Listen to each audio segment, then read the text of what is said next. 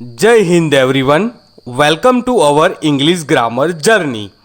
उम्मीद है सब बढ़िया होंगे। चलिए आज कुछ नया सीखते हैं।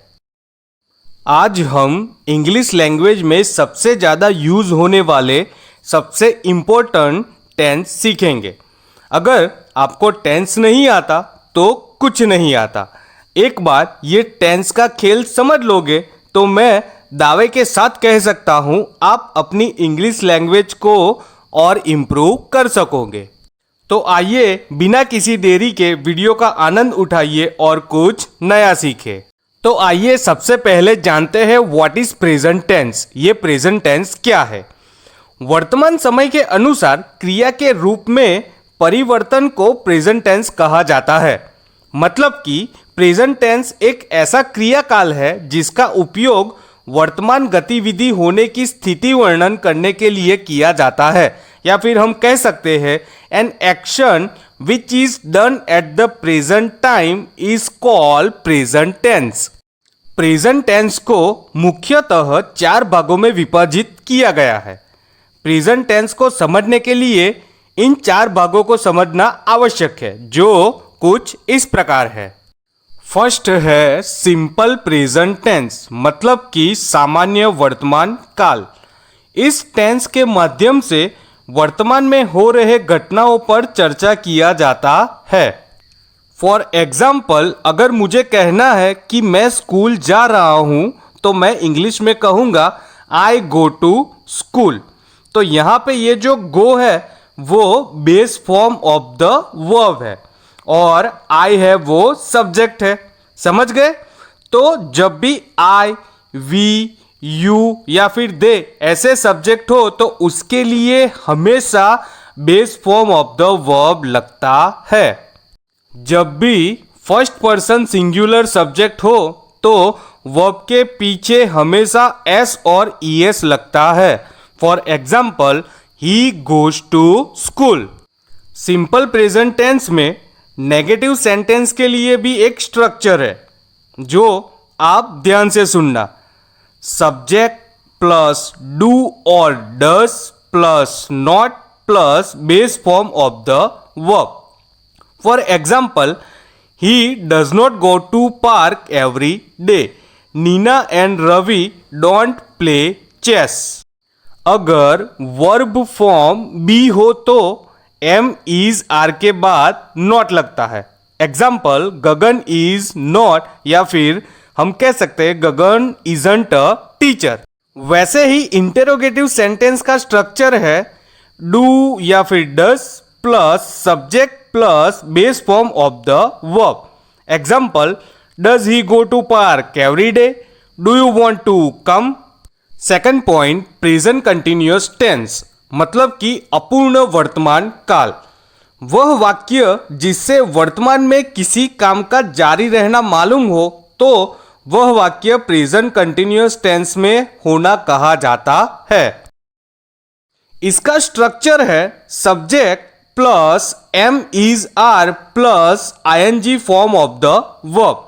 Let's see example, I am going to Delhi.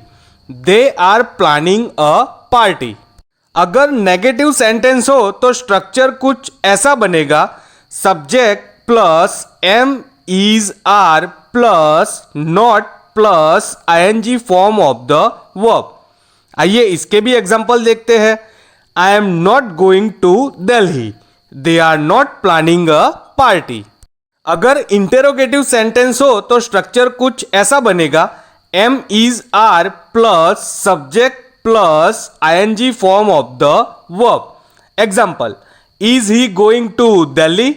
Are they planning a party? Third point है प्रेजेंट परफेक्ट टेंस, वह वाक्य जिससे किसी काम का वर्तमान में पूर्णतः समाप्त होना मालूम हो वह वाक्य प्रेजेंट परफेक्ट टेंस में होना कहा जाता है। इसका स्ट्रक्चर है सब्जेक्ट प्लस हैव और has plus past participle of the verb. Example, Gagan has written a poem. We have completed our essays. For negative statements, subject plus have or has plus not plus past participle of the main verb. Example, he has not written a poem. We have not completed our essay. For interrogative statements, have or has plus subject plus past participle of the main verb.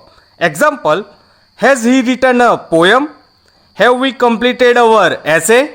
One important note for uses of have and has.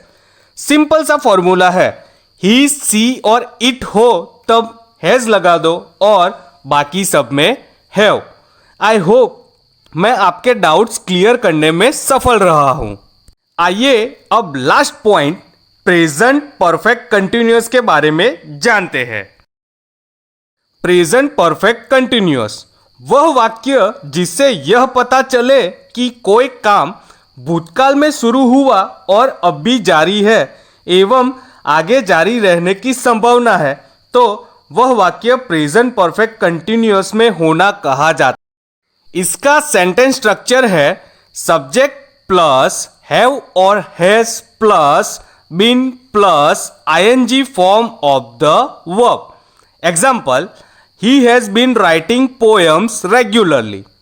Gagan has been feeling unwell since morning.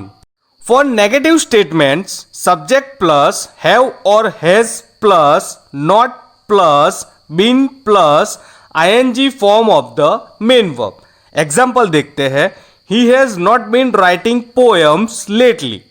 Gagan has not been feeling well since morning. For interrogative statements, structure देखते हैं have और has plus subject plus been plus ING form of the main verb. Example, has he been writing poem as usual? Has Gagan been feeling unwell? So video का अंत यहीं करते हैं। आशा करता हूं कि आज की नॉलेजेबल वीडियो आपको अच्छी लगी होगी, तो चैनल को सब्सक्राइब जरूर करना। फिर मिलेंगे नई video detail of past tense के साथ। तब तक के लिए भारत माता की जय।